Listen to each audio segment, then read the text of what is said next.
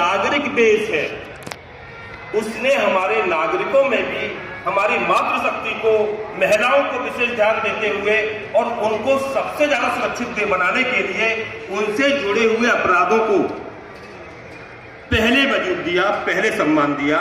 इसके लिए मैं भारतीय न्याय संहिता को बनाने वालों को साधुवाद देता हूं। इसी के साथ दंड संहिता या दंड प्रक्रिया संहिता की जगह अब नागरिक सुरक्षा संहिता हुई। न्याय संहिता और नागरिक सुरक्षा संहिता, इन दोनों नामों में अंदर प्रोविजन में कुछ अंतर नहीं है माना कि, लेकिन नामों में जो अंतर है, इससे जो इसका इंप्लीमेंटेशन है, इसका जो इन्फोर्समेंट है, इसकी आयुर्वेद की भाषा में बात करूं, यूनानी की भाषा में बात करूं, तो तासीर जो है वो बदल चुकी है। इसकी जो तासीर है, पहले दंड संहिता में या दंड प्रक्रिया संहिता में सभी संदेहों के परे साबित करना था, इसमें अभियोजन की जिम्मेदारी थी।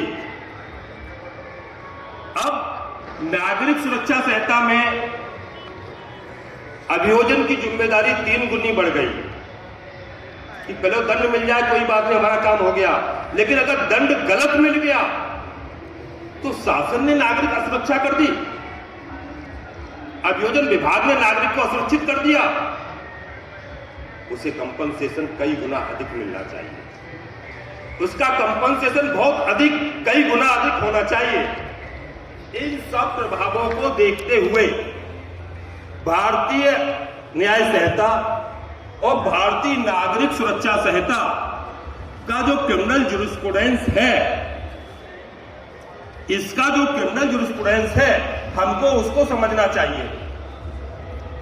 इसने हम अधिवक्ताओं की जिम्मेदारी बढ़ाई है और हमसे कई गुना जिम्मेदारी न्यायिक अधिकारियों की, पब्लिक सर्वेंट की बढ़ाई है, क्योंकि हमारी एक मजबूरी है कि हम अधिवक्ता हैं, हम अपने क्लाइंट से अपनी आजीविका पा रहे हैं, तो हमारी जिम्मेदारी क्लाइंट के प्रति है।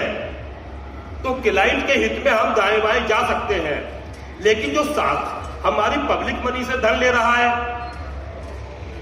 जो जनता के टैक्स से जो सैलरी पा रहा है, उसकी जिम्मेदारी पूरी बढ़ गई है। अगर वो नागरिक को सुरक्षित नहीं रख पा रहा है तो उसका कंपनसेशन मिलना चाहिए। अगर लोक सेवक अगर डॉक्टर सही इलाज नहीं कर रहा और वो कंज्यूमर एक्ट में आ रहा है, तो जो दूसरे अधिकारी है वो भी कंज्यूमर एक्ट में आनी चाहिए। सरकार उसकी कंज्यूमर हो गई, पब्लिक उसकी कंज्यूमर हो गई। इंपैक्ट बदल रहा है, इसका प्रभाव क्षेत्र बहुत विस्तृत हो रहा है, न्याय दंड की तुलना में बहुत बड़ा है। पीड़ित को के साथ घटना हुई, अभियुक्त को सजा मिल गई, तो पीड़ित को कंपनसेशन कितना मिलना चाहिए, इस विषय पर हमारे एमएसीटी कोर्ट के जज साहब, जो हमारे परम आदरणीय अहमदुल्ला खान साहब बैठे हुए हैं, वो आपको बताएंगे। क्योंकि अब तो भाई एक्सीडेंट पर कितना कंपनसेशन मिलना चाहिए, हमारे आदरणीय मुकद्दमी जी इस चीज के विशेषज्ञ हैं।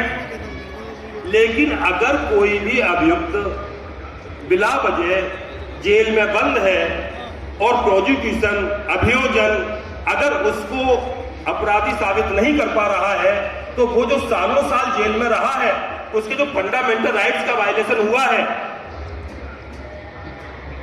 उस वायलेशन के